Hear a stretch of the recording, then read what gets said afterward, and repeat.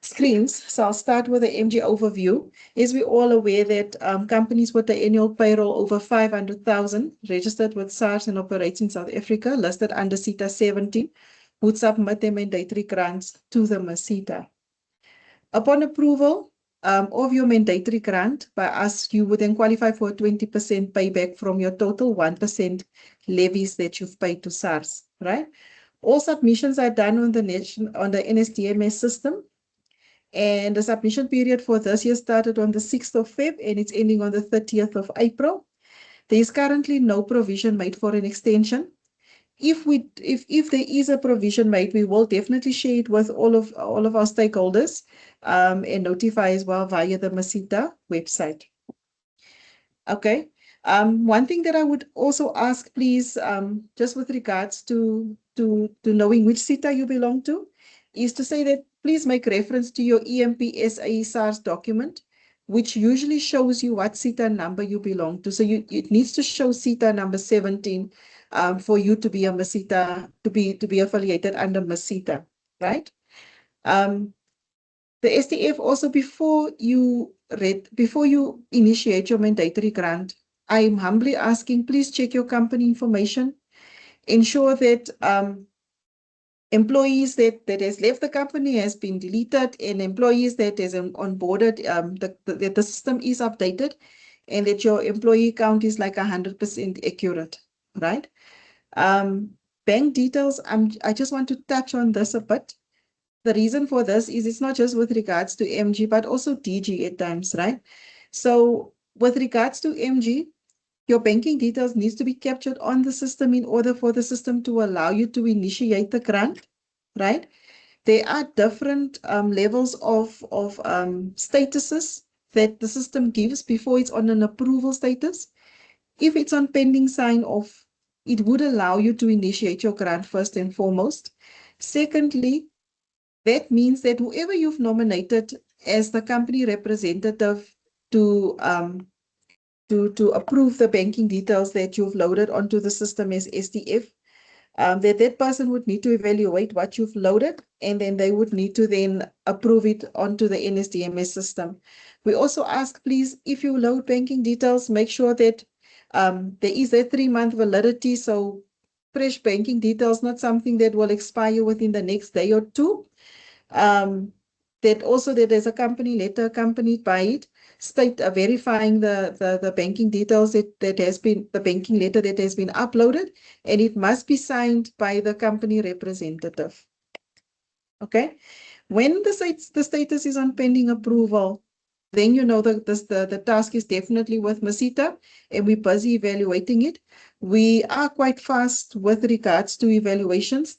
So within a week or two maximum, in the sense that on our side, it would go fast, but then there's also a finance perspective that they need to verify the banking details before approving.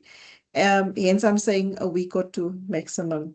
And as I said previously, if it's on an approved status, you know that it has gone through evaluation, it's now approved, it's on the system. So if you have any invoices pending, whether it's MG or DG, that payment will come through. And then before I move on, just to mention that I know some companies have already started receiving payment, but we are still busy with MG payments. There has been a delay because of the DHET levy file. It has been resolved, and we are busy ensuring that outstanding invoices are getting paid. I want to also touch on the training committee minutes. The minutes that you need to upload onto the system, we're asking that it's between the period of April 2025 to March 2026. I will make leeway if you have if a training committee meets once a year, and they maybe meet, like for instance, April every year. I would ask them that if there's one set of minutes, please load an additional letter explaining why there's only one set of minutes, instead of us rejecting you and you having to appeal and a to and fro basically. As I said, 2 sets of minutes needs to be loaded. On the minutes, we do expect to see the company's name that it's dated so that we can see when the minutes took place. It must relate to the submission that you've done. We're asking as well that whoever you've nominated as the employee or labor STF on the system, that that person is in attendance in that training committee minutes. And then there's also an attendance register so that we can see who else attended the meeting, right? If this person is listed as absent in both sets of minutes, please ensure that you include an additional letter, maybe with the second set or the first set of minutes, explaining why this person was in non-attendance. I know some companies you'll find that the labor representative works night shift, so they might not join the meeting, but they are kept in awareness of the meeting. And I would ask them that they also sign this letter to verify that they carry awareness of the minutes that has been uploaded onto the system. Okay, that would also prevent us the to and fro, as I said previously, of rejecting and then you needing to appeal, and sometimes also misunderstandings, right? So companies that needs to supply training committee minutes are as follows. The reason why I'm also just touching on this is to clarify that even though you are a small company, if you have a recognition agreement with the union, you need to submit training committee minutes as well, right? Medium and large companies, we would expect as well that you submit minutes because that falls under your criteria. Just to mention that medium would be 50 to 149 employees and large 150 plus. The training committee tab on company management.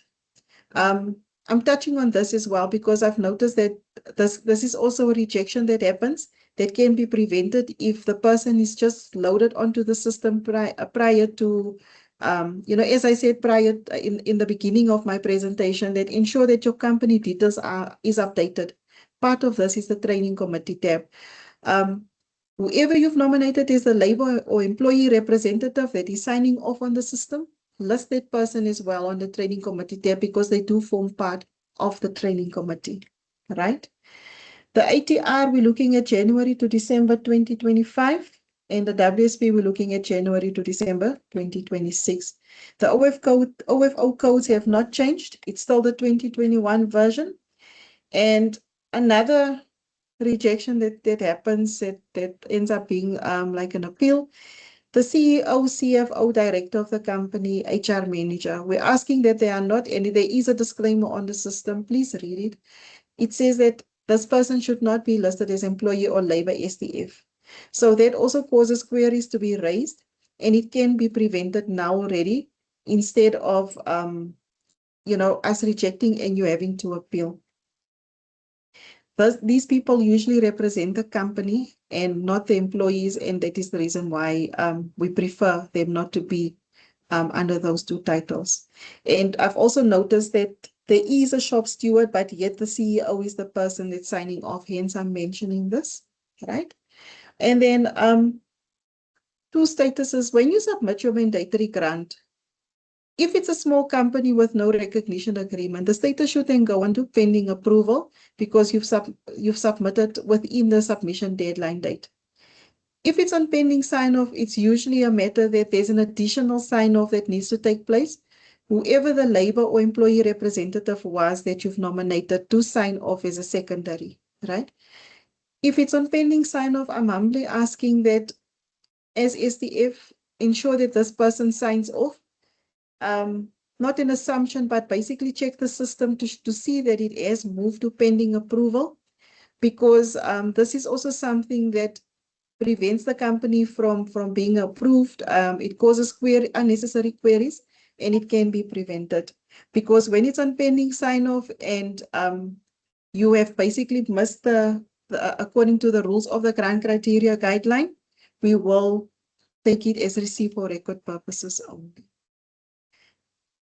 I'm also asking as primary STF, please do not remove yourself from the company once you've submitted your mandatory grant onto the system, because this also delays us from finalizing the outcome of your grant.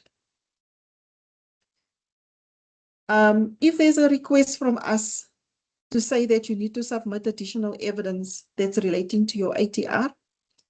Please ensure that you do submit it. If the for instance, small companies, you would find that the training information is not a lot.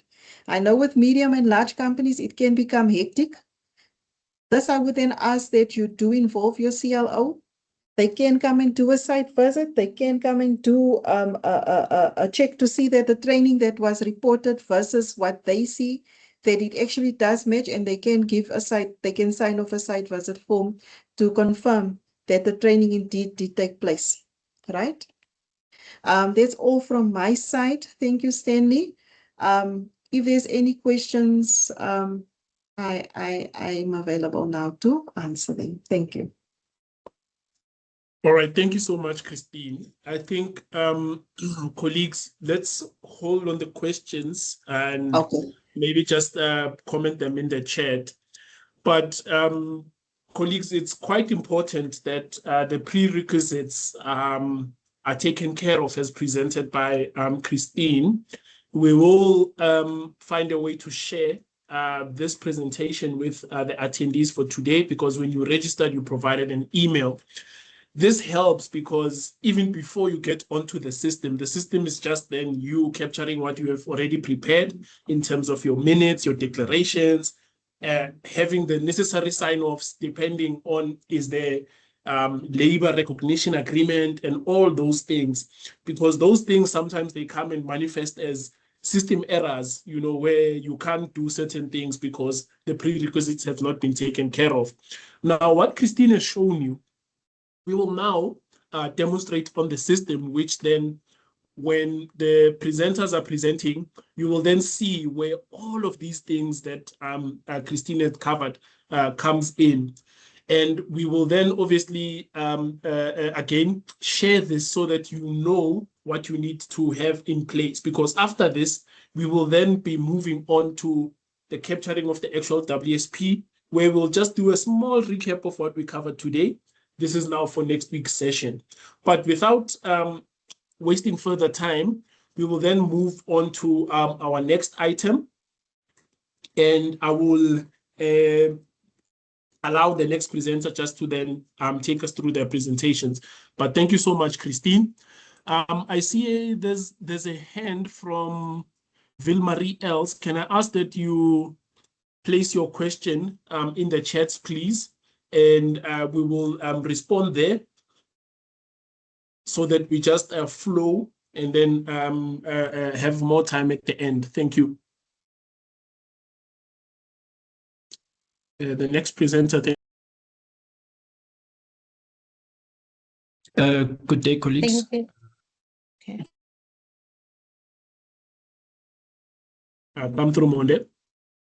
Good day, colleagues. My job is fairly simple. I just want to check, am I audible before I proceed? Yes, you are. Perfect. My job is fairly simple, colleagues. It's just for me to present to you the SDF's registration. I'll highlight a few key things, as well as where to get the necessary documents. First and foremost, what is important is the actual appointment letter. When you get onto the landing sites on NSDMS, whether you are changing an SDF or you are registering as a USDF, you will go onto landing site, click register. If you're registering a new SDF, it'll ask you for ID number of the person you're changing, as well as the person that you are removing. It will then ask you for an certified ID copy as supporting documents. You'll then capture the necessary details that you need to capture in terms of the levy number that you are changing the SDF for. Within this case, would be a levy-paying company. As well as you will then be requested to submit an SDF appointment letter if you are appointing. If you are removing, you will then requested to upload a letterhead or a letter explaining why the person is being removed, or the letter I'll share in the next slide will suffice. I'm just highlighting here the two areas of which you can do the different things. If you're registering, you click the area. If you're changing an SDF, you click the SDF change request. My next slide is basically our template in terms of the appointment letter that we need as an organization for us to be able to approve. Also, on the right-hand side, I've highlighted the key documents, which I've also expressed previously. It would be appointment letter, SDF certified ID, a company registration letter. In most cases, if you are changing SDF, the company seeker letter would be on the system. So you might be needed to upload the appointment letter if you are doing so. In terms of the change request, we do accept this letter as to say you have appointed a new SDF in that regard if you're changing. Also, we do accept a letter on your letterhead that says that you are removing an SDF. I also would like to stress the fact that this is our template. What we expect to see on a typical appointment letter, which will be the company details, the SDF's ID number, anyone that be on the company management tab or company contacts will be loaded here. But we also would love, or we like, or we approve appointment lists that are on your letterhead. If it's not on your letterhead, we commonly would reject the task. If an ID copy is not certified, we would commonly reject that task. Those are the common reasons. The last rejection reason that we commonly face as a team is the point of the banking details. The second box, the third box, 1, 2, and 3. This box, one of the company contacts needs to be ticked as to they are the one responsible for approving banking details. Once that is ticked, we will then approve. If none are ticked or 2 or more are ticked, we routinely would reject the task. Lastly, I just want to highlight where you would get the templates and guide to actually do the SDF registration. If you are logged onto an SDM as the primary SDF, under templates, user resources templates, you'll then be able to get your SDF company registration guide as well as the appointment letter, which I have previously highlighted. Thank you, colleagues. That is me for today. This is just my email address for if you need tasks to be approved and they have been approved. I will then allocate to a team member, or you could send that through to Trade Test for approval. If your task has been approved, because we are in a high volume, we have allocated team members to actively assist in these approval of tasks. Thank you, colleagues. Thank you so much, Monde. I think, colleagues, as you can see, there's a number of steps that one just needs to have in place or just have as a prerequisite. But at the same time, we are available to assist as an organization that believes in closing the skills gap. We would want to ensure that this process is as seamless as possible. Now, you have heard about the prerequisites in terms of company registration, the bank details, and you have seen an overview of the SDF registration process and obviously the communication of the said templates. What we will do is we will package this as part of the presentations and just have a small guide on how and where to get this information, because now we'll be actually doing the system demonstration of how this then happens on the actual platform. And for that, we've got Ms. Lesego Mahwana, who will just take us through as a build on what our colleagues have shared so far. Over to you when you are ready. Thank you.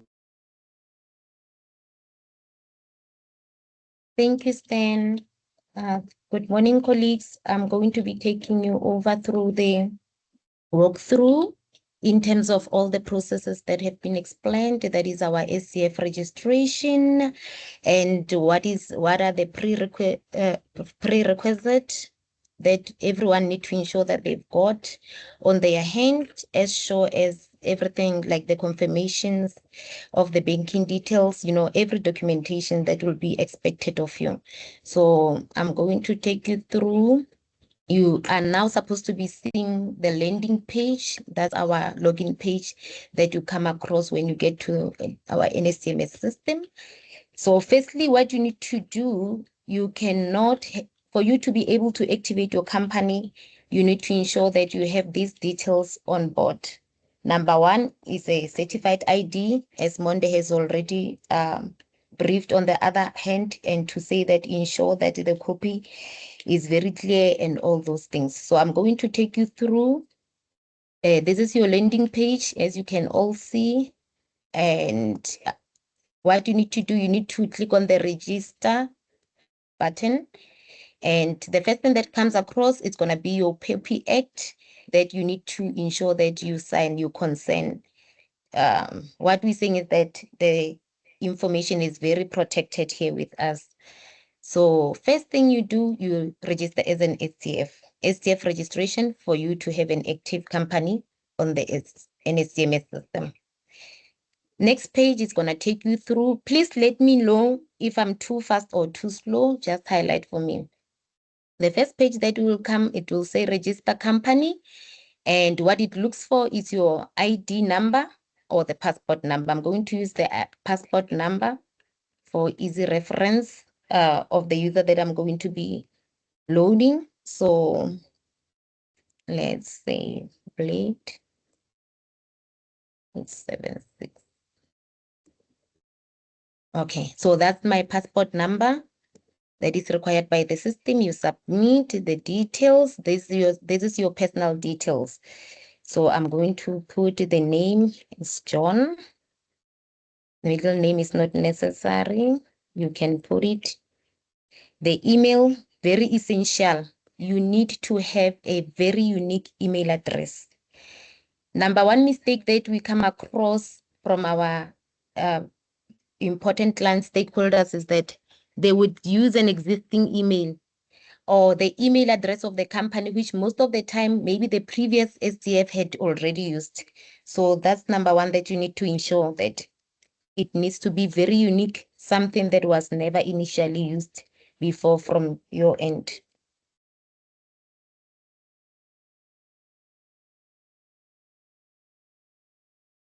Okay, the system is looking for the telephone numbers and also the cell phone numbers. Certified ID document. You need to ensure that it's ready. That's number one document that is a very mandatory. We need to know who we're dealing with before we can proceed elsewhere. So desktop, I've got it here on my desktop, and there's a folder called it webinar.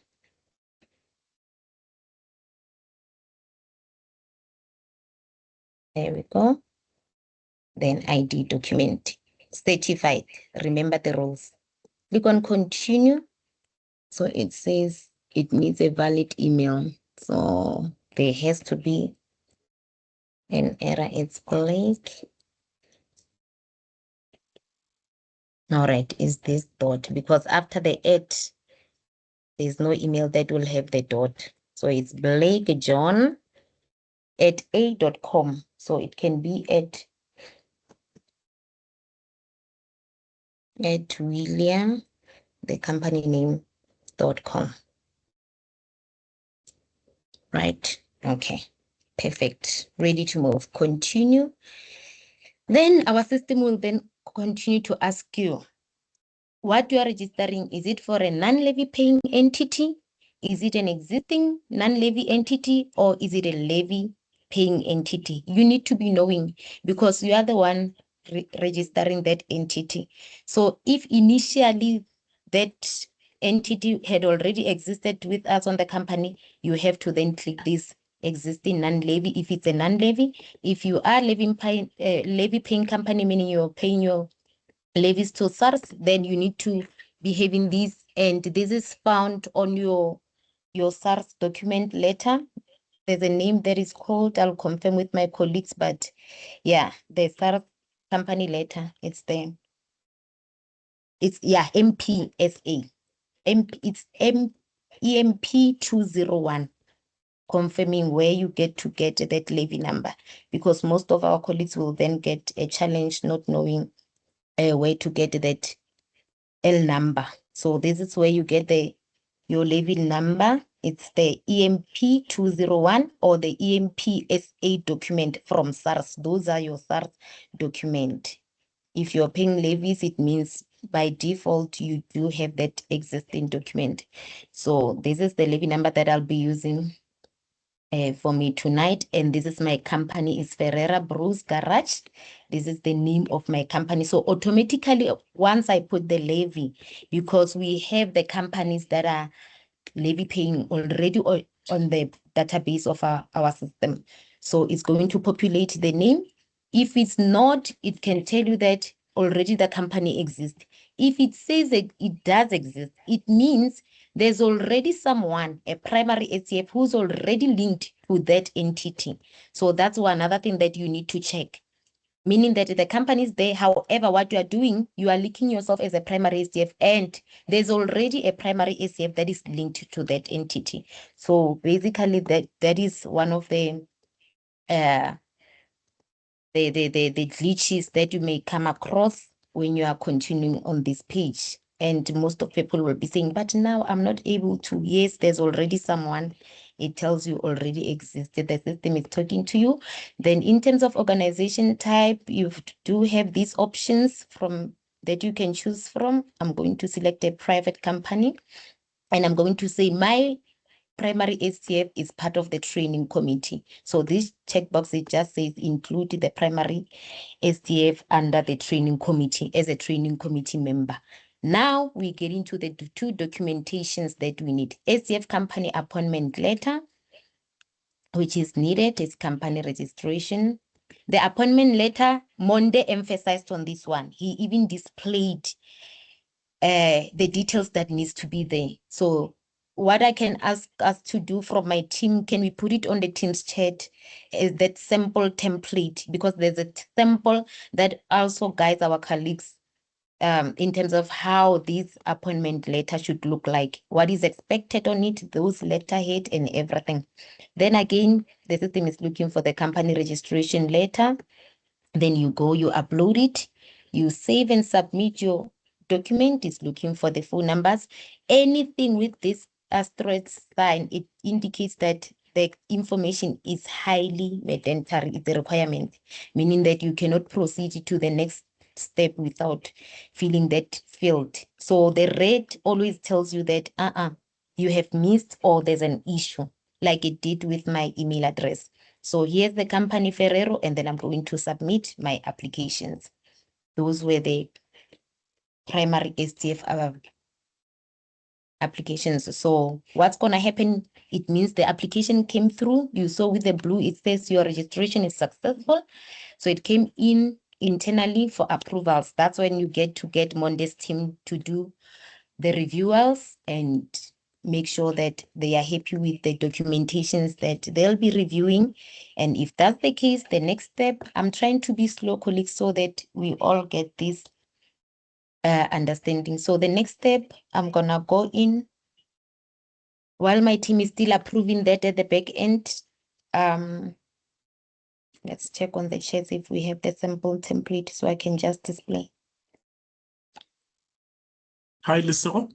Yes, we don't have the template ready, but as part of the communication pack that will follow the webinar, we will send it through to the attendees. You may proceed. Okay. Yeah, so while my team is also approving on the other side, this is the company appointment letter. Monde had already indicated. So it's thank you, Stan. So it will be sent through with part of the documentations that will be following. Thank you. So what then happens is that after the application came through, there's an email, we call it a confirmation email. It will be coming from NSTMS mailbox. So meaning that the email address that you have put there as your email address, that's the system is gonna send that, it's generated the confirmation link and send it through to your email address. So there's a link that comes along, and then you need to click it to confirm the details that indeed, yes, you've done the application, meaning that should you put the incorrect address, then it's going to be an issue for you to receive that mail, meaning you won't be having access or you won't be able to log in because the email have definitely been delivered to the incorrect address that is there. Thank you. So, Timothy, He said, so are we winning? Are we good? So we've got the confirmation way. The link, this side or the other side.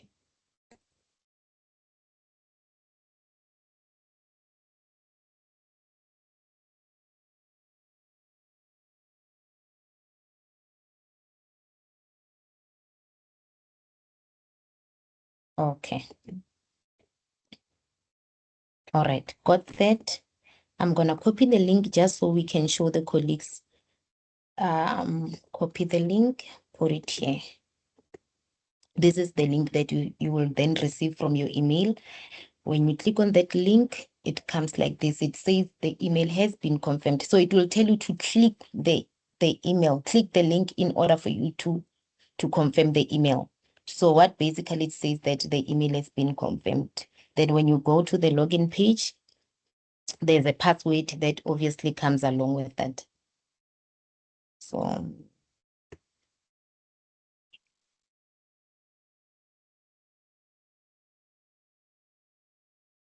that's my password that I've received from the email address. And the email address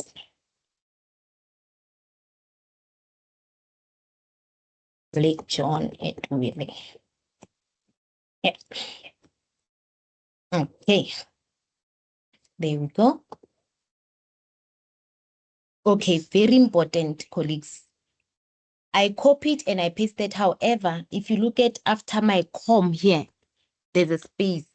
So you'd find that, no, it's giving me an issue. I'm not able to log in. So you just go back to remove the space, ensure that you don't have a space even at the front. So there's no space at the front, and after your email address as well, there shouldn't be any space along. If there's a space, you're gonna have issues, and those are one of the common challenges that we would get calls from our help desk to assist them with.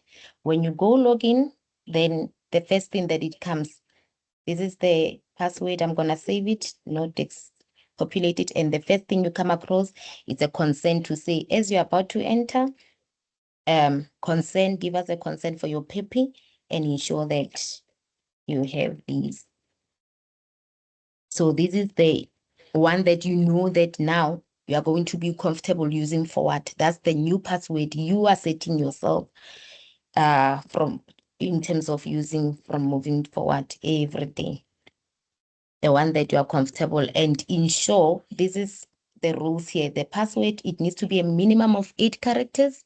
It needs to contain at least 1 capital letter, at least 1 numeric character, and at least 1 special character. So main thing, it cannot be your first name or even your second name.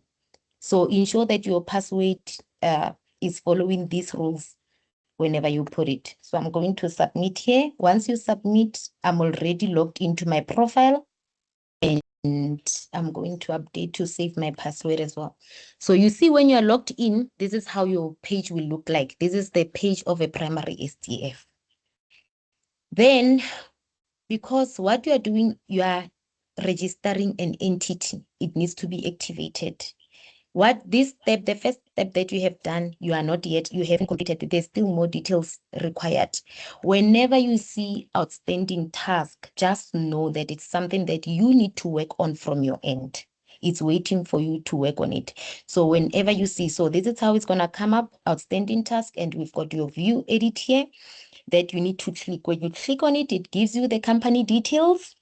And this is the first document that you had uploaded. But now, moving forward, to activate your company, you need to click on under company information, and there are 5 icons that needs to be completed there.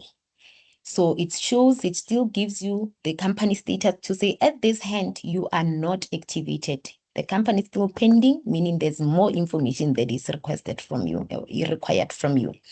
So it's asking for the relationship. I'm going to say the primary STF is the owner of the company. And then it's asking for the responsibility. Are you responsible for more than a branch of entity? Is it more than one, or is it just one? In this case, I'm just going to say one. Please get to the address. We need to know your address all the time, always. address is very crucial. So when you get to the address, I've just put our work address here in Parktown. This is where Mesite is situated, but it can be any other address. Town, Parktown. Let's say Parkhurst, doesn't matter, depending where you are situated. So it's asking for the postal. If you see, the company details are already populated. So the nicest thing is that you are now beginning from there, what is required from you. Then the physical address, so the postal address, you can use the same, just mark it here. There's a checkbox where you specify if it's the same. If it's not, you do have an option to fill whatever details of the postal address it may be, right? So you get here to the longitude and the latitude. We have these blue that says check your GPS coordinates. I'm just going to open it here on the other hand for the extra, just to show you what is going to open there. So when you click on it, it gets you here to this screen. And then when you get to this screen, you come here where you put, that's where you now put your address. So I'm just going to type it in. So that's the address. It helps you to get this latitude and the longitude. Basically, that's what you are doing, because most people miss it. When they come here, they will, get some confusion. So the first thing you do, you click on the link, check your GPS coordinate, and then go scroll down. Then it gets to the address. It's number 8, and then help site. It's Parktown, and then Johannesburg. I've put the address here. So get the GPS coordinates. You click on it. Click on the tab. Okay, it's asking us to either allow. All right. So there we go. All right. So we do have, you see, it has populated. So you give it a bit of a time, then it does populate the latitude and your longitude. So we're going to start with the latitude. You copy it. You see, it gives you that when you get here, your latitude, this is the degrees, the minutes, latitude, and the seconds. So go back, latitude, this is the degree. You put it here. And then you get here, the minute, put it here. The seconds is this one. However, very, very important thing that I want you to notice, whenever you put the latitude, when we build the system, this is the mistake that it happened. It's going to look for a negative when it gets to the latitude degrees, regardless of any number. So it's looking for this needs to be a minus. So whenever you populate the information, you just get it as it is. But remember, when it comes to your latitude, you put the minus. Then you know that you got the information right. It won't give you issues. Then now we move into the longitude. Very same thing, longitude. That's your minutes and that's your seconds for the longitude, right? Great. Okay. So we're done with the address, but there's still an information. It has unticked my postal address. Make sure that it clicks it. Okay. So now the system here is looking for the fine. When is your entity financial starting? So it differs from entity to entity. Very, very important. Okay, it's looking for the zip code. We have existing zip code here. Just get any zip code that is closer to what your company is dealing with. So if your company is dealing with engineering, general mechanic, you do have it here. And I believe every company is more specific to a specific code. So you need to ensure that you identify, select. You cannot say there's nothing. If it's arts, this is covering almost all the departments that can exist.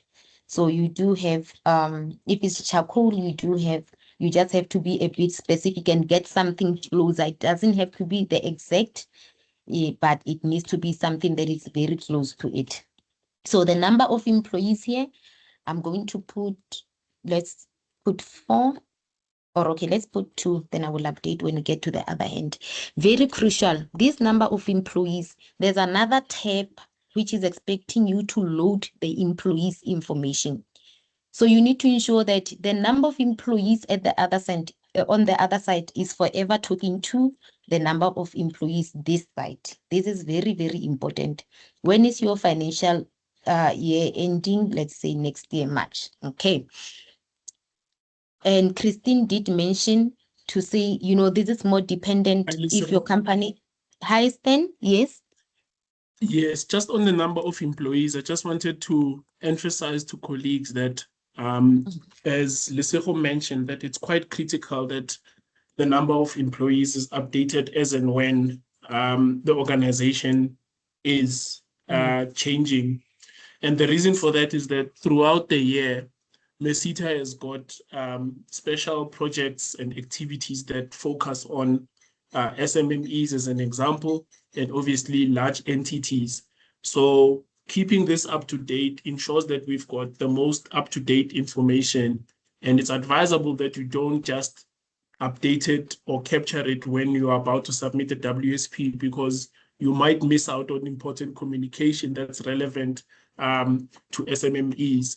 Especially, I'm focusing on SMMEs because, as you know, with all the master plans and all the activities, SMMEs have been a priority and are going to be a priority. So please ensure that this information is up to date as and when there's changes within your organization. Thanks. You may proceed, Lesego. Thank you. Thank you so much, Stan, about that. Very important. I believe colleagues did note it. So there's a question here. It asks if does a recognition agreement exist between the company organization and the labor union? So this is dependent on the company. It differs from one entity to another. So if it's a yes, usually I know there's a rule that medium and large, then there is a need for this recognition to exist. And Christine, maybe you can come in on that one just to emphasize it. I did explain it previously, yes, but I'll just say it again. You explain it on the, all right. So if there's a recognition agreement, it means that you are unionized, right? With regards to the small companies, it's basically because it can be that the company isn't unionized, it's more about like a bargaining council, then there wouldn't be a recognition agreement. But because you fall under a medium category or a large category, we will still require for you to submit training, have a training committee and to submit minutes, just as a FYI. Okay. I don't know if is that fine? Makes sense, 100%. Okay. Thank you so Thank much. you. Yes. All right. Oh, thank you. So I'm going to get here. So the system, I've skipped something, municipality. So whenever you are typing the municipality, especially for Johannesburg, I know people get confused, like they would type Johannesburg Street and you'd find that is not populating. So here you need to say City of Johannesburg. So when you say City of, then it gives you the options of the cities that are there, like City of Tshwane. So you may come and search for Tshwane Street and you find, I know, but I'm not getting this Tshwane, or I'm not getting Johannesburg. So whenever you type it, start with city, then it will populate these for those who are in these 5 ranges. And other than that, others, whenever you put it straight, it will populate it and save it. So it's City of Johannesburg. Then you submit the details. Okay. Yeah. So after submitting the very first page, the first details, okay, don't mind the red icon. I know you won't get that on your end. Okay. So you have updated this, magnifying glasses, all the details are in. Happiness, moving to the next icon, not yet done. So when you get to the other details, the system requires you to have more than one STF. So if you go and maybe skip this one and try to complete the workflow, the system is not going to allow you. So you need to ensure that you do have a specific person who you're going to add again as an extra SDF, and it's up to you that SDF, are you adding that person to the training committee as part of training committee or not? So I'm gonna have this one as my employee SDF and then submit him. That's the second user here. The details you can have as many as you can. I'm gonna have another one so that when I do removal, I'll be playing with these guys here. This is to take note for removals. Yeah. So I'm gonna add this another SDF. Make sure that we add the other SDF. Then we need someone for the banking details. I'm gonna select I wanted the CFO. Do we have the CFO? Okay. It's SDF. All right, no, it's fine. So let's have the labor in case the company is big. It's okay. Any type you select. All right, so we've got 3 SDF types that we have loaded that are already here. The next icon that you come across is the company contacts. Company contacts, that's where now you need to have your CEO, your CFO, not CEO, but CFO, especially for someone who's responsible for the banking details. So I'm just gonna continue passport number, and let's have these guy keys. Yes, we've got this one here. I'm saving us time so that I'm avoiding to load information added to the training committee. There you go. Ensure that you specify here. You see company contact. So you need to specify the type of the contact that you are adding. Very important. That person, you need to ensure that even the user responsibility is talking to what this guy is doing. This is very crucial. So if the person, you'd find that you select someone and you give them this responsibility, however, the email address is not correct, you're going to have issues in terms of that person having to log in, you see. So make sure that all the details are correct and you understand the responsibility that you are assigning to that contact type that you have loaded. I've selected Lucas to be the one responsible for my banking details and confirmations as well. So another one, let's just populate another passport here where I just enter, because someone can say, but why are they getting the information and not typing anything? Maybe they have somehow manipulated. So let's just give you the assurity that you can type it in. The tabs are working well. So it's label.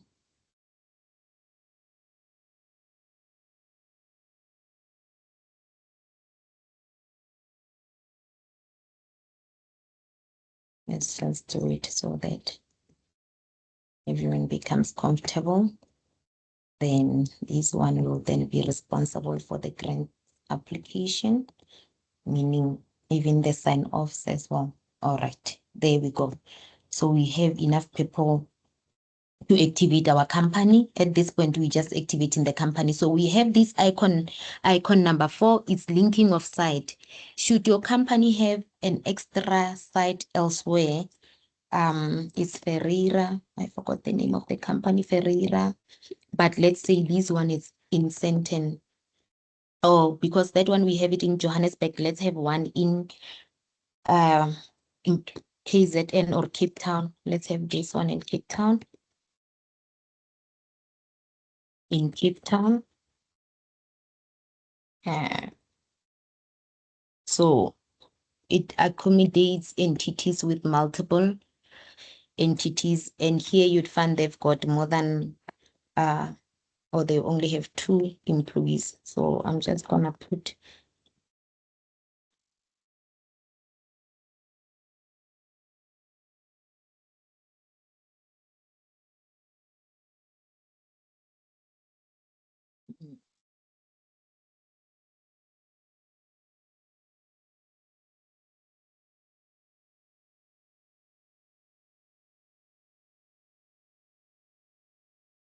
okay.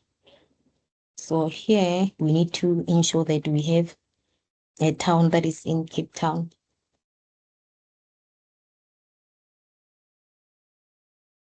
All right. The code, I'm not sure, but I'm just gonna put any. Make sure that you are putting the relevant information.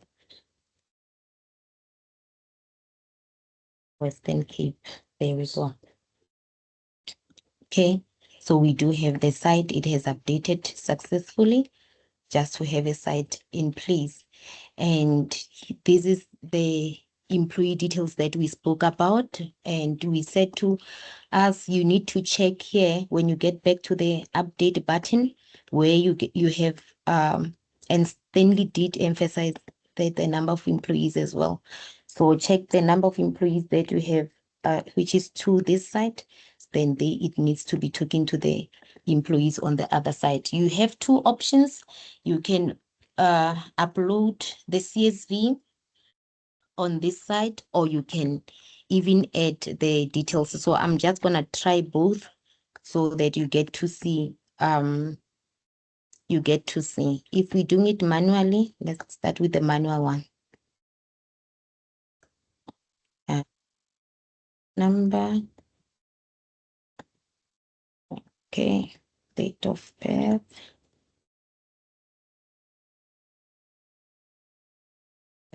Louise Miel.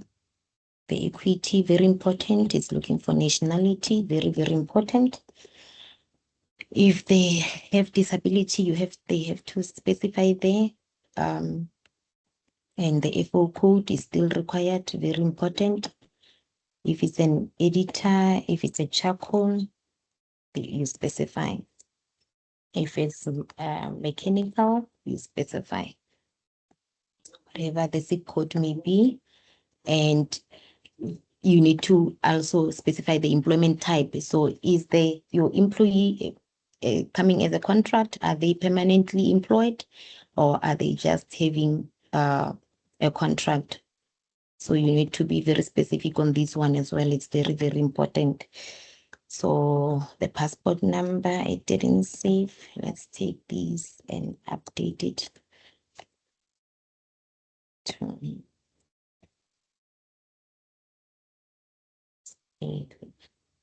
Right.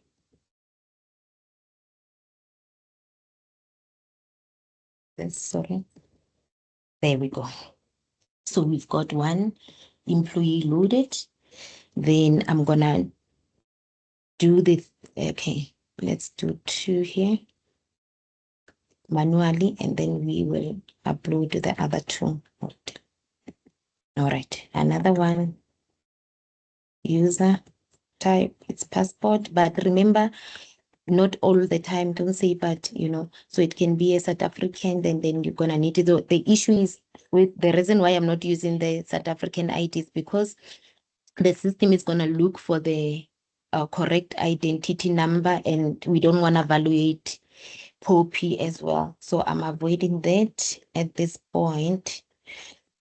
And it cannot be John. Let it be Karabo. Peace, it's fine. Look for the date of birth. It's a female. Equity. Let's make it white. Municipality, Bela Bela in Wombats. This one we can say they are disabled. They are suffering with communication, and they are the secretary in general, doing the general work, and then situated in, nationality can be any dependent on the passport. So we have employed them. We've given them a contract. Okay, so it's looking for the passport number. Whenever there's something missing, it will tell you. So let's do this. Okay, there we go. We've got two entries that went through using manual. Take note, you've got an option to can update your manual details should you maybe you've done a mistake, the date of birth is not correct. You can always come update it and then resubmit it. It does update it.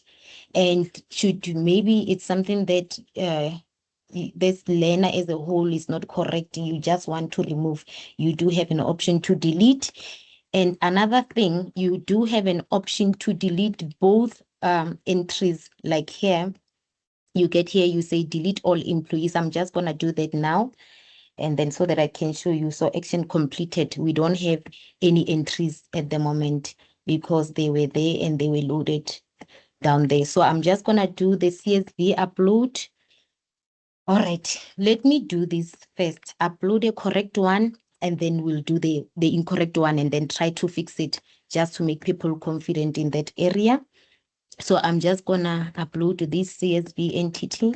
This is now, okay, it's talking about the correct. Let's go open it. Try to see what could be the issue. Why is it talking about the number of employees not correct? Okay. So let me move it to this side so colleagues can see. All right. This is the CSV that I'm working on.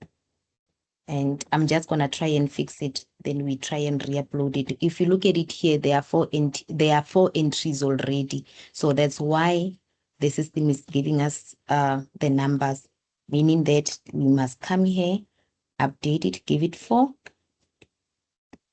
and re-upload again. Let's see if we do that. Is it going to take it? Updated. Don't mind the red error. It's flickering, but it's not changing, or it won't disturb our workflow with anything at this point. CSV upload. Uploaded, you see. So the entries went through. However, take note of this. The first entry that came through is got issue. So when you click here, this is how now the errors populates. This one already is telling us about the FO code that is required, meaning that we need to go to the spreadsheet and fix the FO code for sale. Then the second one, so note that whenever you need to know what's wrong with your spreadsheet, you come to this highlight, and then it will give you what could be the issues. The equity code is invalid, municipality is invalid, but you do have an option to come here and try to update whatever is not correct. So I'm going to show you now, because there are codes that are talking to these employee CSVs. And I'm going to show you now, whenever you are working with an employee CSV, this is what you need to do. You need to download first so that you get information there. So that's why it's always important to always get the relevant information before you can proceed. So I'm just going to log in here and get to the templates. Make sure that whenever you're working with the employee CSV, you do have the template. That's number 1 that you need to populate,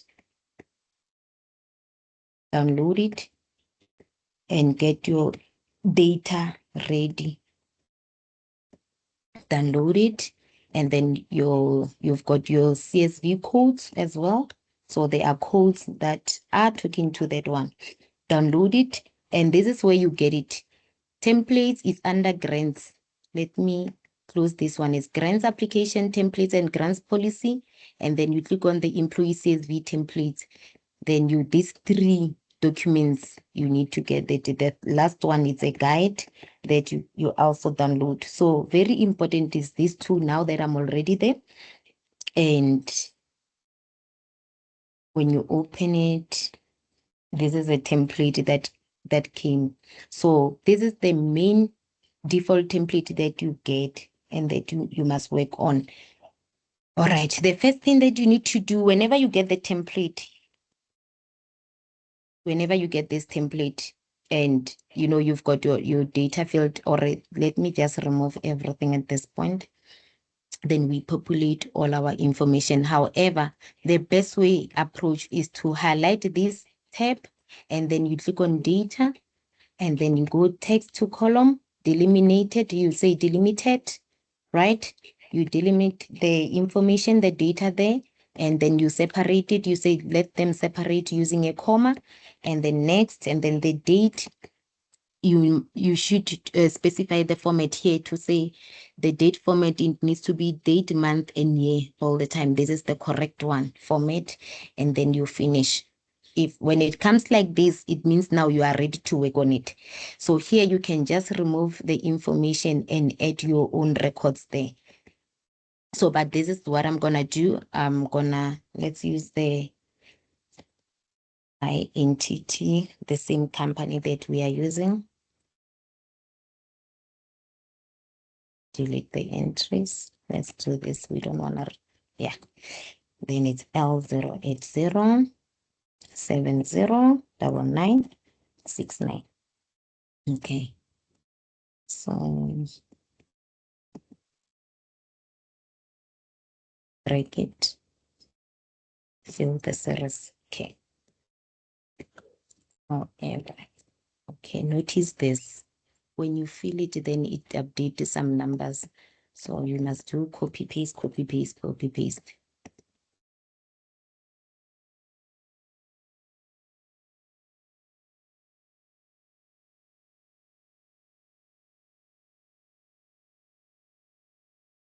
Delete the entries. Paste. So the municipality code, it's correct. And how do you confirm that? You've got the one that the municipality code that I want to open and show you.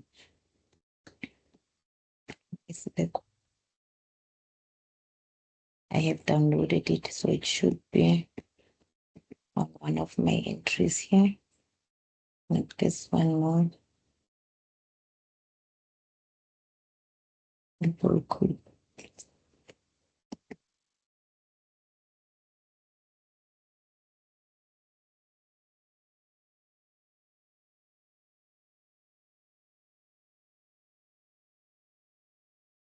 Okay.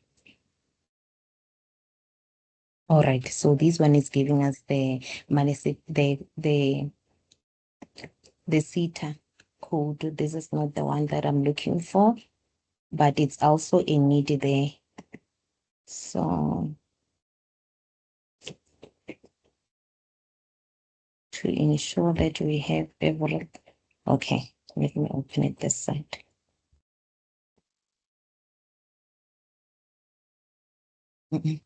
It's that one.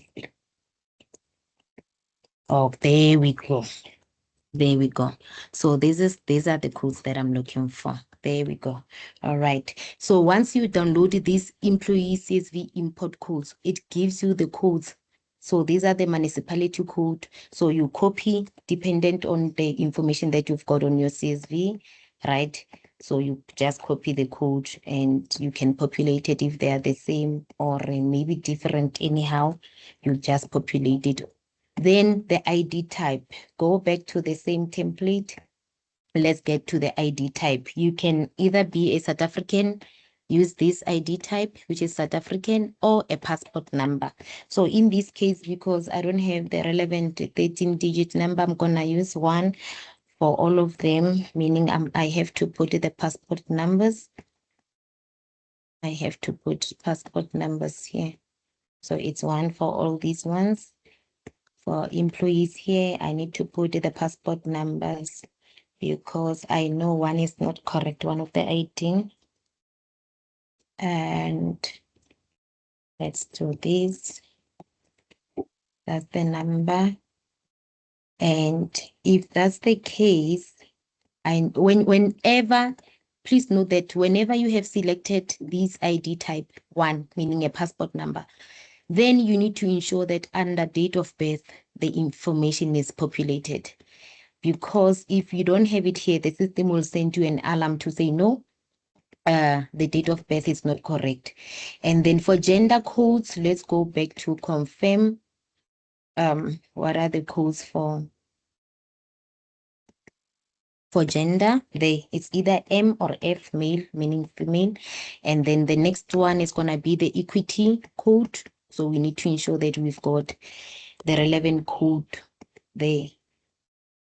Make sure we've got the relevant codes there that are talking to the information here. The disability, let's go. We've got this.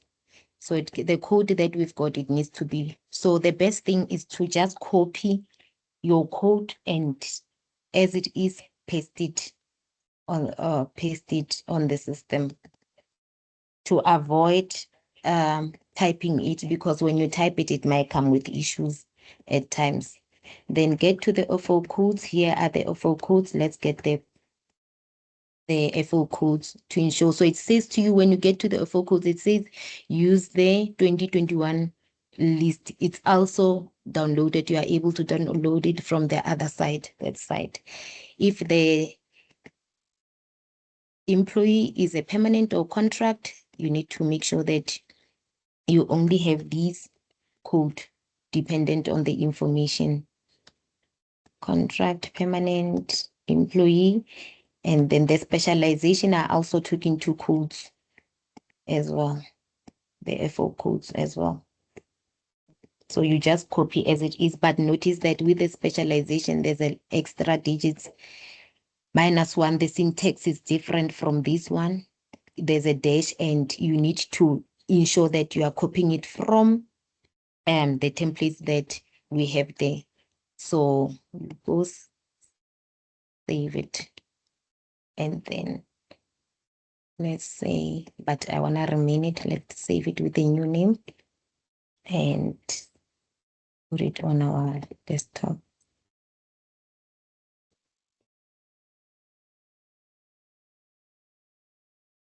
Okay.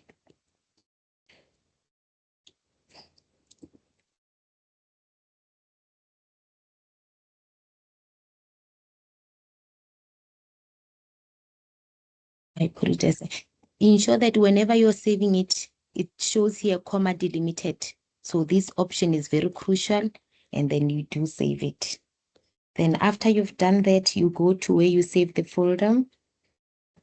Then you go right click it to make sure that it is indeed in the right format that the system is looking for, which is the comma delimited.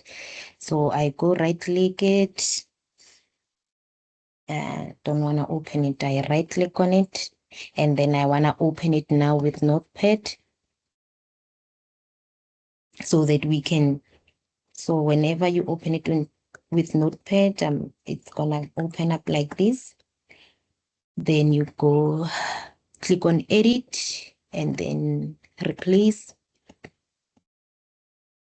So you are finding the semicolon, and then you are replacing them with a comma, right? And then you click on replace all. Then once you've done that, it's file save. You save the information, then close everything. So it's gonna come as this, and then you see all files here. Save it like this. Do you want to replace it? The mtest one. Okay, cannot save it. Let's close them here before we can apply our saving. Ensure that the files are closed so that when you apply your saving, it doesn't give you issues, because if it's not, then it might give you issues when you are doing your upload the other side. So file, save, then go close it. All right.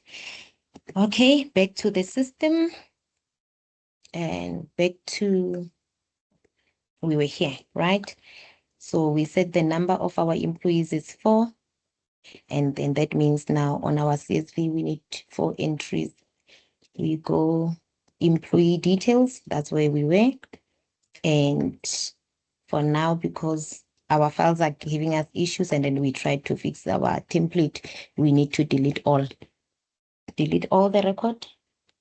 Then it will show you that it's clean and deleted. You are now on the CSV upload. Select file upload and upload your latest records. Right. There you go. No, it's not this one. It actually updated. Let's do this. It actually updated to the other one. Let's do this and upload. I was working on this. I'll be right. Oh, Not yet right. Not yet right. We used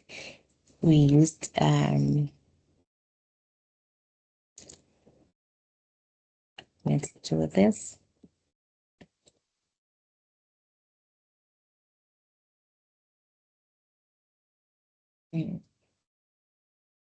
Okay, let's do this. Let's restart from getting the template if I confuse everyone. The whole webinar.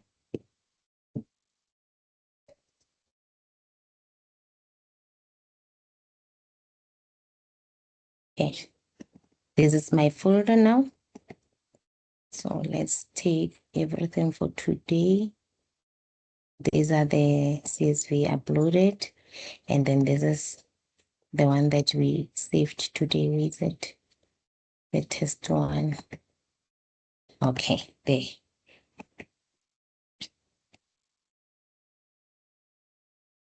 Let's delete this. Let's delete this.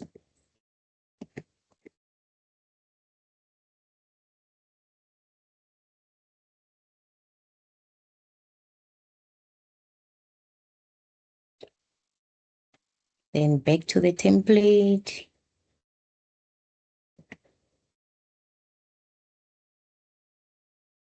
Your simple template, the one that you're gonna work with from scratch. I think it was corrupted. Let's upload a new one. Start from scratch. This is the new one. Then we're going to remove all the entries from the new one, this one. Okay. There we go. First thing is here. Then you eliminate by data. Text to column. Delimit by using comma. Next and finish. Okay. Updated the records here. It's L0 080 70 99 69, right? Okay.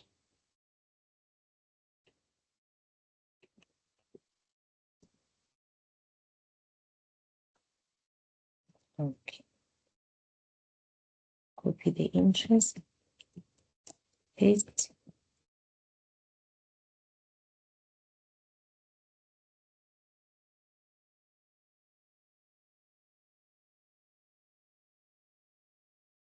Save it. Okay. The municipality, which is correct, the ID, we're gonna deal with. So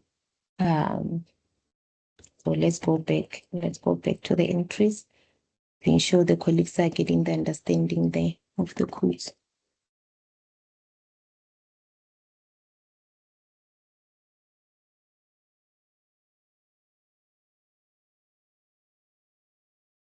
Input codes.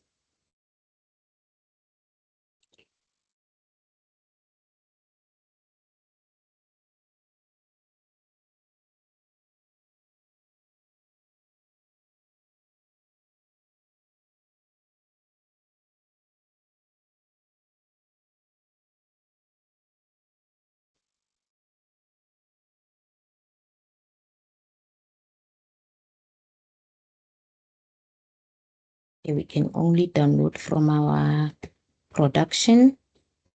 So templates, then get grants application templates 2025. That's the folder employee CSV. Then we are now interested in the codes, the CSV codes. You click on it, scroll down, hit the download button, is there. Open it. Open on my other screen.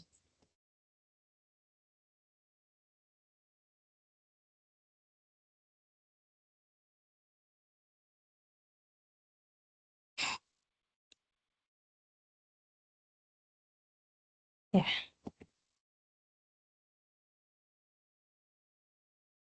Where's it?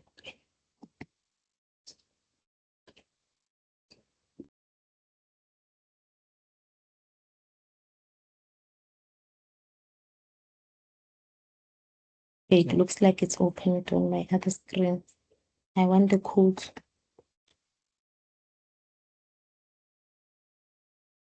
Little code. I want to open the template for code. It looks like, let's do this. Is it open on the other side? Okay, there we go.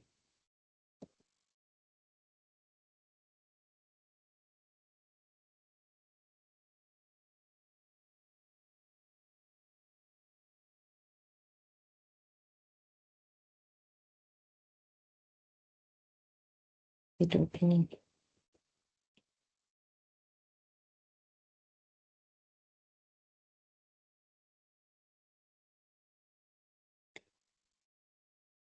Hiding itself somewhere. Okay.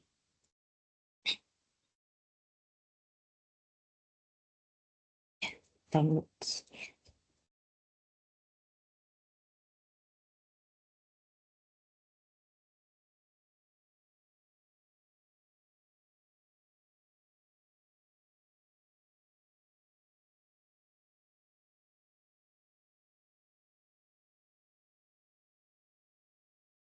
That's close. Looks like it clustered somewhere here.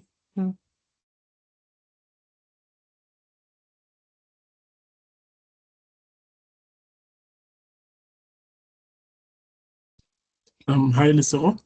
Yes, then sorry about that. Yeah, can we move closer to closure so that we allow some time for questions and live questions and answers before we close at 11? All right. I'm moving.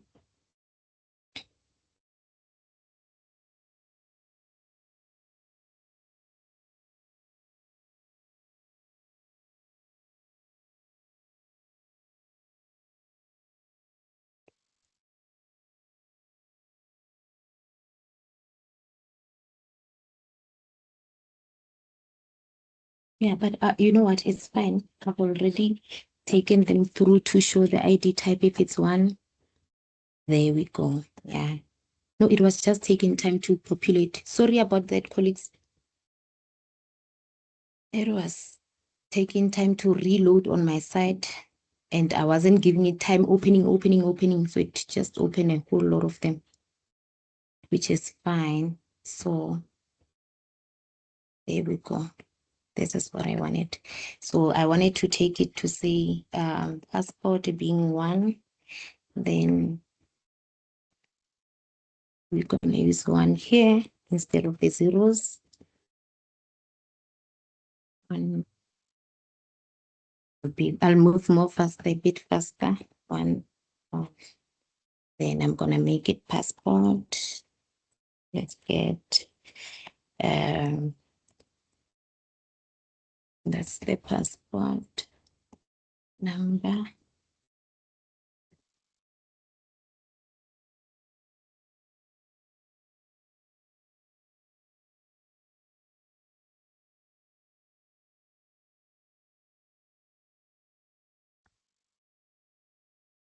Okay.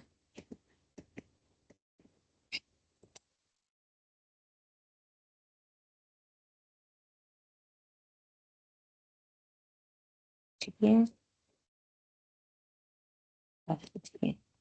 Okay. So these are the names. Fine. The date of birth, let's check the format. The format also, it needs to be day, month, and date.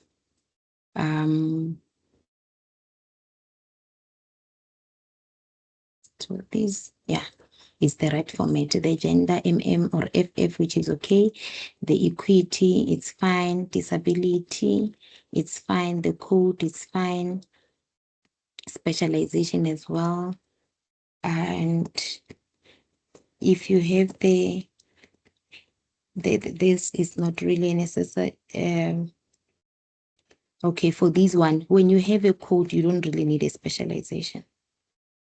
So let's do this just for these two. Yeah, but now this code, let's make it the same as this one, as contract, which is fine.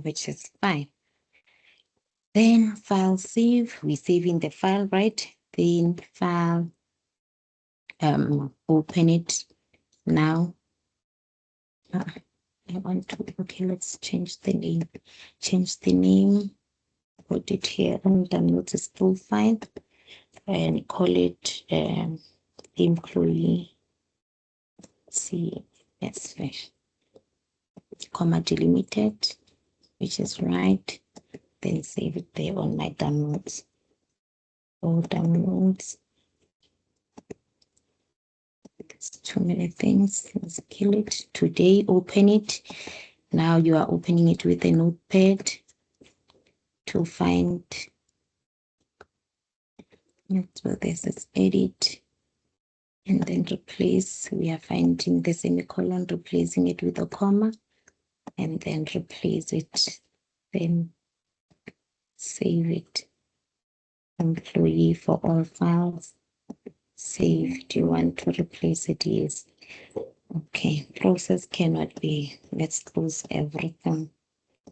Close and then okay. Save.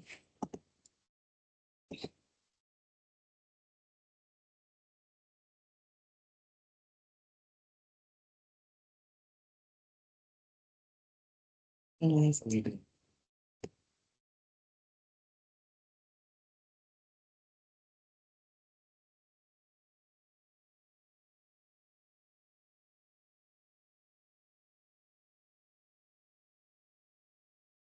Fine. Okay.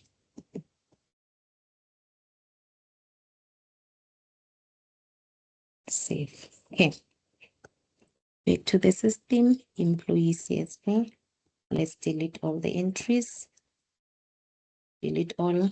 Are you sure you want to delete? Yes. And select the file. Go downloads.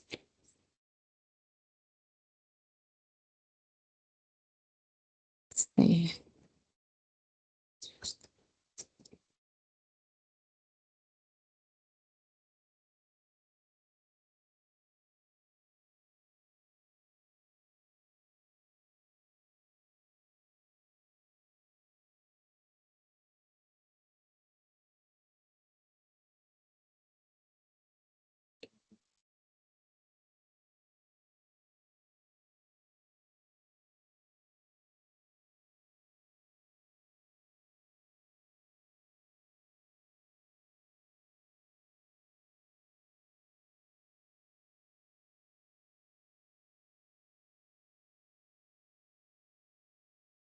Okay, go downloads. Sorry about that. Wait.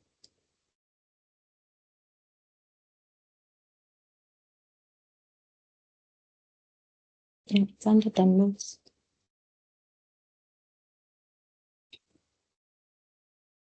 Test CSV. We call it test. Yeah, employee CSV. Right. There we go.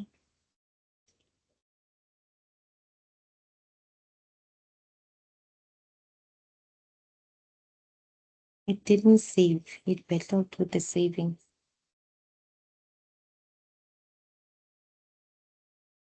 It didn't save. After the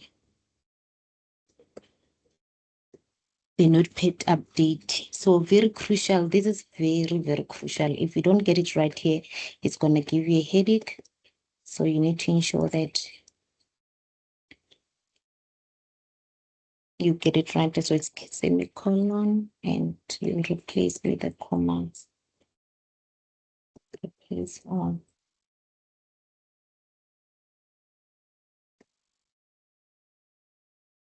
The format right now.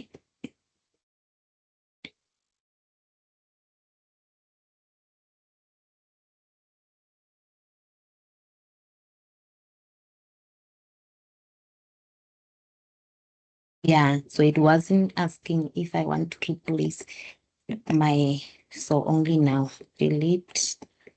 Yes. Upload, select. I want to delete. Okay. Employee CSV, upload it. happened. There we go. It went through.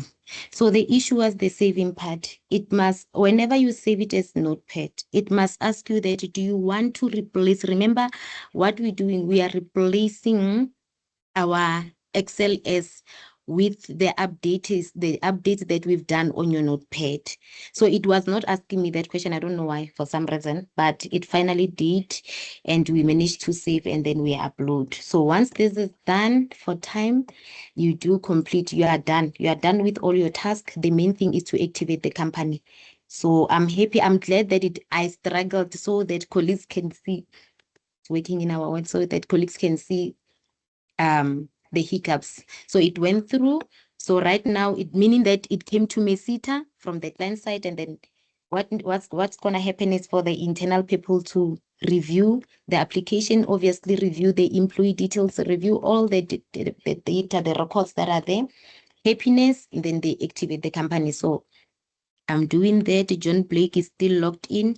I'm going to log out as John Blake, log in again while they are doing the background approvals.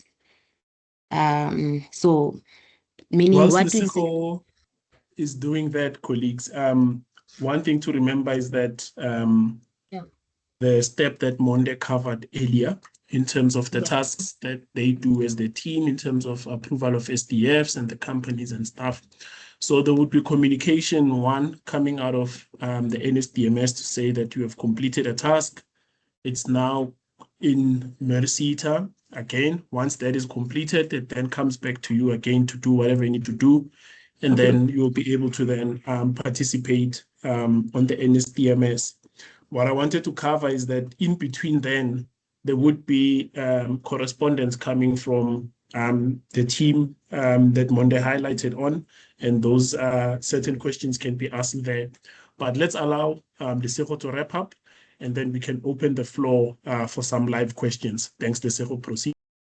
Oh, thanks, then. So basically, we done, the main thing was to get the SDF and the company to be active. So the company, the SDF is John Blake, who is now linked to the entity, and the entity is now active. When you look at it, you have a green status, meaning that if you've got a company that is active, you now qualify to even come to the grant application, which is going to be covered in the next session.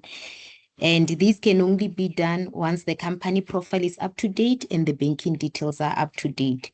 So yeah, so the banking details and the profile, so for next time, we're going to take it from the banking details and then take it from there. But the company is active, but that part, it will be obviously showing you the part of the MGs. So due to time, we'll include the banking details on our next session. And that's it from me. Thank you so much. Hope I didn't confuse everyone. Thank you, colleagues. Bye. No, thank you so much, Lesego. I think we just have to be informative as possible and just obviously tie in the processes. And the importance of us having these sessions in a rolling manner is so that colleagues that are at a certain stage can already start engaging with the processes, such as,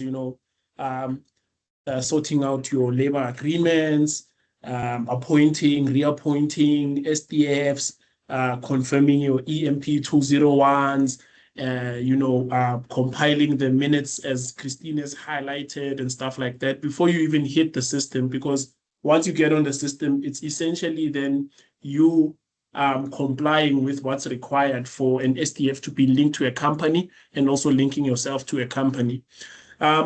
Lesego said she was glad that she had some hiccups. I think she was simulating a common known issue that SDFs do encounter.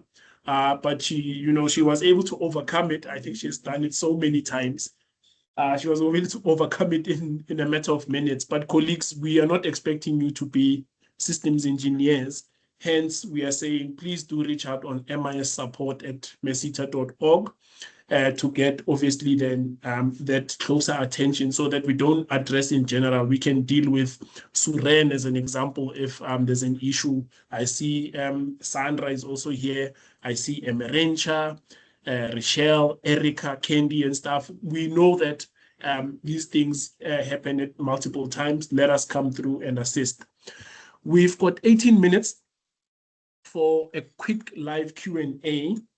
What I want to remind colleagues is what's going to follow after this session.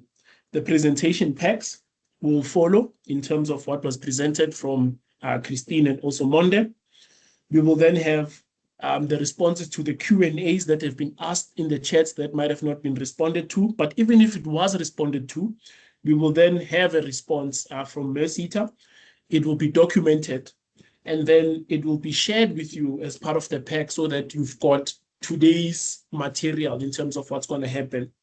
In the next coming week or so, we will then upload this recording for this webinar on YouTube so that you can go and refresh yourself at any later stage, or if you still need some assistance over and above that, you can then still contact us. This is going to be the same format that we'll be following in all our subsequent webinars that we'll be having, that after each and every webinar, we share the presentations there and the Q&As so that the attendees that have attended might have a point of reference to come back to. We are now at 11:15, and I will take raising of the hands. We will take 3 questions at a time and then respond to the 3, and then we'll go into another round of 3 questions, another round of 3 questions up until we hit 11 or so, and then we will then officially close. So colleagues, if you can raise your hands, one of the team members will then unmute the first 3 to raise their hands. They will ask a question, and then one of the colleagues will respond, or I will respond, and then we move on to the next 3. So if there's 5 up, we will take the first 3, and then there will be remaining 2. And then if another one comes up as number 6, they will then take the 3, and so we would go. The floor is open to have some live questions.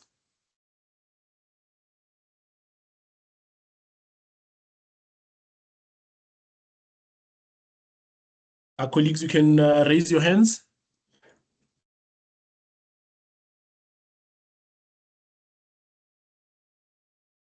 Okay, there's one. Mpho Mofokeng does need 2 more partners to make it 3. If there's none, we'll take Mpho in the next 30 seconds. Okay. Lebogo joins Mpho.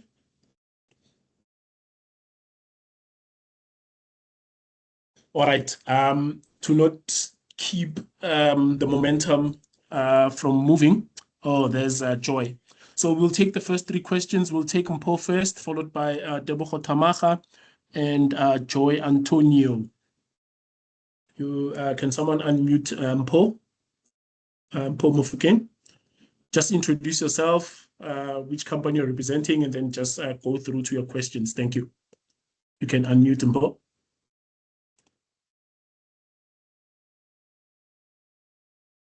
Through Mpho, they've allowed your mic.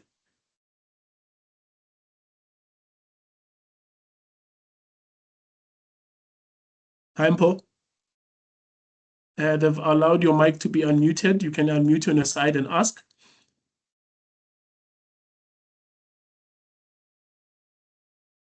Okay, let's give Mpho. Yes. Oh, there we go. Can you hear me now?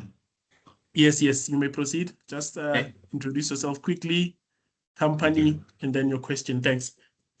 Thank you very much. My name is Mpho Mofokeng.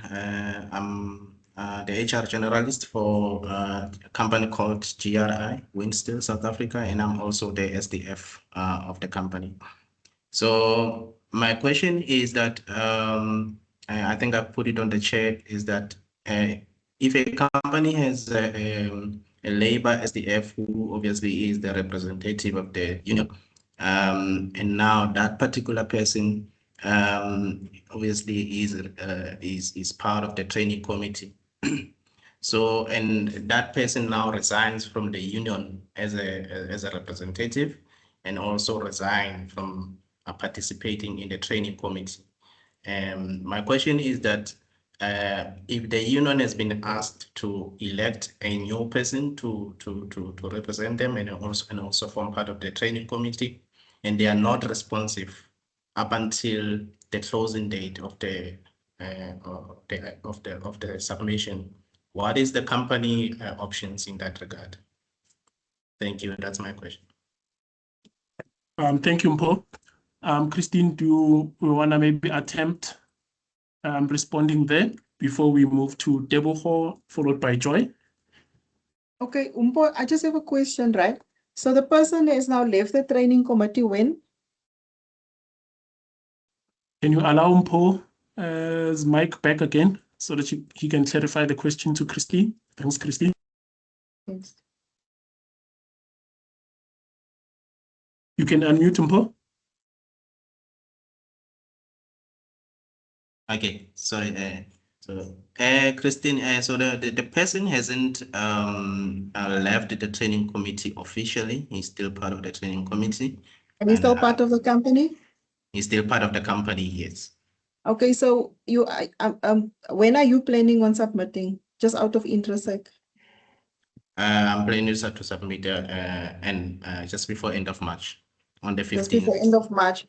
So are you going to allow this person to sign off, or you would not want to? Because I'm asking.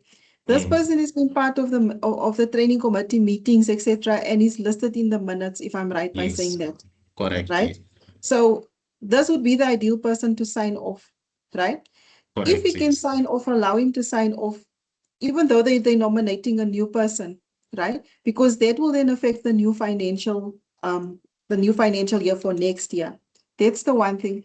The second scenario is if, for instance, he decides to leave tomorrow and the union needs to nominate a new person, yet he attended the meetings for the previous ones. You can then, with the minutes, give the nomination letter with an explanation to say that Christine Adams was a shop steward as listed in the training committee, and in the minutes we issue with attached evidence to see that Stanley Masete is now the new shop steward as Christine has left the union or has left the company. And this is a signed document, the nomination form showing that this is now a new nominated representative. Hence, Stanley has signed off on the system and not Christine, if that makes sense. Yes, it does Yes. make sense. Yeah, no, All thank you very much. But likely, yeah, I think the guy still here hasn't left. So I was just making sure that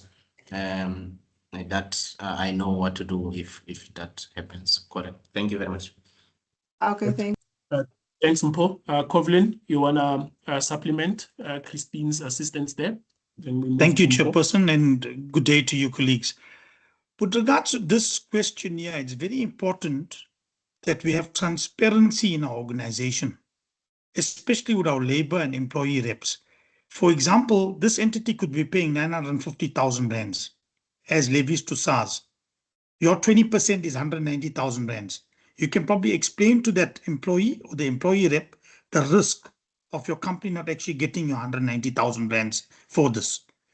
Mpho, additional capacitation will be done with you in the Western Cape area, and let us support each other through a proper Teams meeting or a proper sit-down meeting with the union and the training committee. Thanks, Chair. Thank you, Kovlin. I appreciate it. Thank you. Thanks, Mpho. I think that also covers a lot of colleagues that might be in a similar situation. But let's press on. Tebogo Tamaga. Someone just allow his mic there. Yeah, there we go. Tebogo, you can unmute and then ask your question. Just quickly introduce yourself, company, and then your question, please.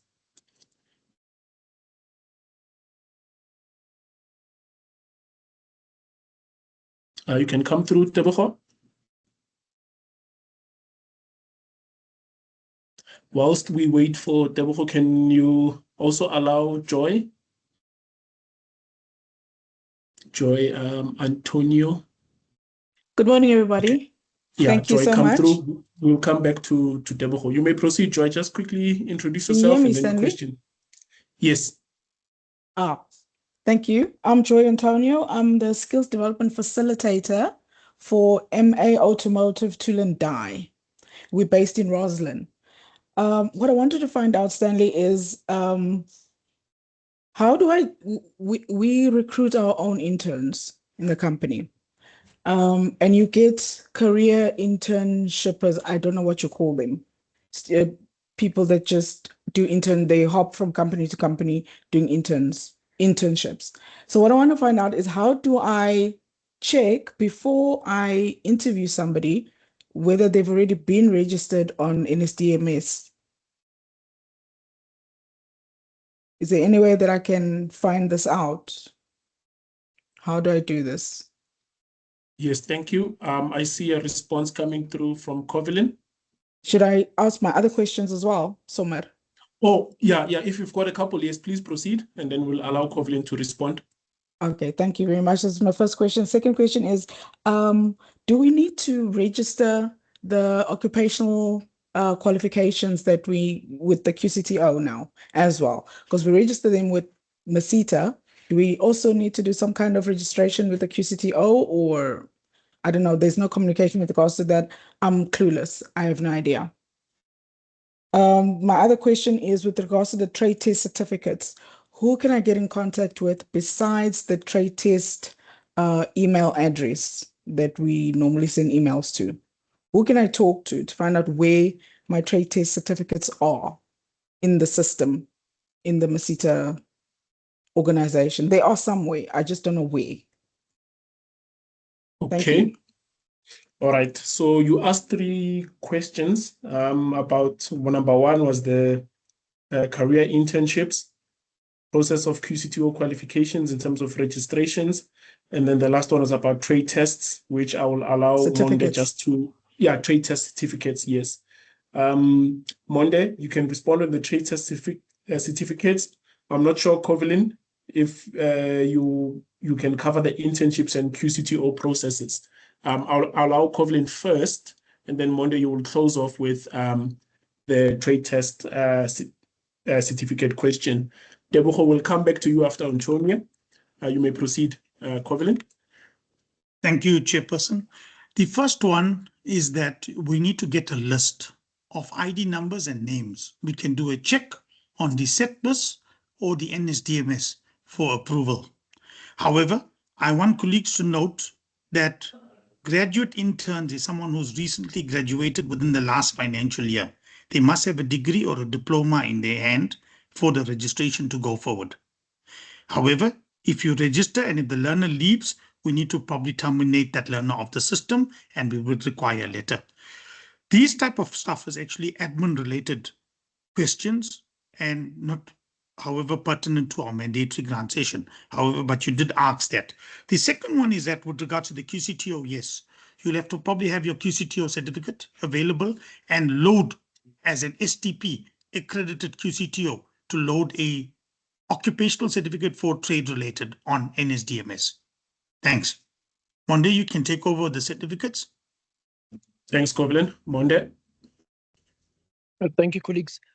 Just to further support Covelin in terms of the occupational qualifications, it is a dual registration. So what does it mean is that you will enroll learners with us as well as with the enroll learners with learner enrollments within 21 working days from when the learner starts the program. You can engage QCTO in terms of the registration. They'll supply you with the spreadsheet that they use to load the learners onto their system. Yeah. So once it is ready to go out for the ESA, there's also a separate process, which is the Learn ESA registration process. In terms of certification, you can send your query to me or you can send it to admin@masita.org.za. You will provide a response as to where the certificates. I will provide the admin mailbox on the chat once I'm done. Yeah, thanks, Monde. And Joy, maybe just to also assist there in the presentation that Monde prepared, he did have his email address and then the general trade test certificate. So I think you can follow up there. Tebogo Tamaga, we are gonna give you another bite at asking the question. I think you might have had issues with unmuting, so if you can come through.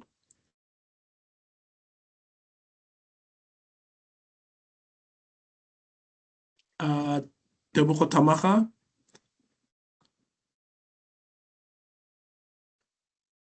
Stanley, can I just maybe answer a question quickly that's on the chat whilst we're waiting for Yeah, sure. Tebogo? Yeah, sure. Yeah, sure. Please proceed. For Rudzani. Rudzani, even if it's your first time submission, right? If training was done, you need to report that training. Because the regulation is specific to say that a company that is registered for skills development levies within 6 months, right? They are the ones that falls under the category if you're not going to report in the ATR.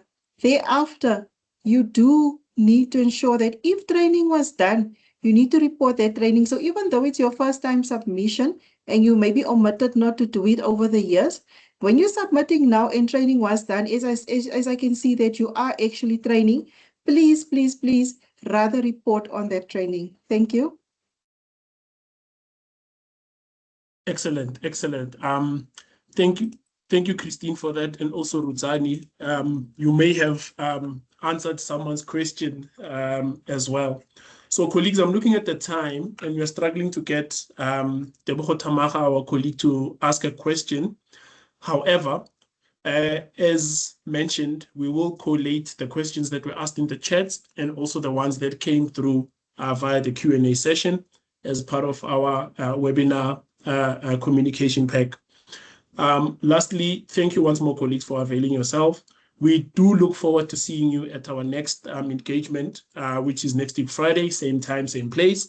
And we would want to then obviously now cover the submission of the WSP process, which then will start from the banking details.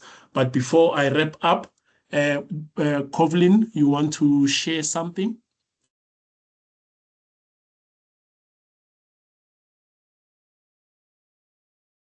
Thank you, Chair. I just want to share something quickly with the team. And in the absence of the DHET, you don't know which SETA you belong to.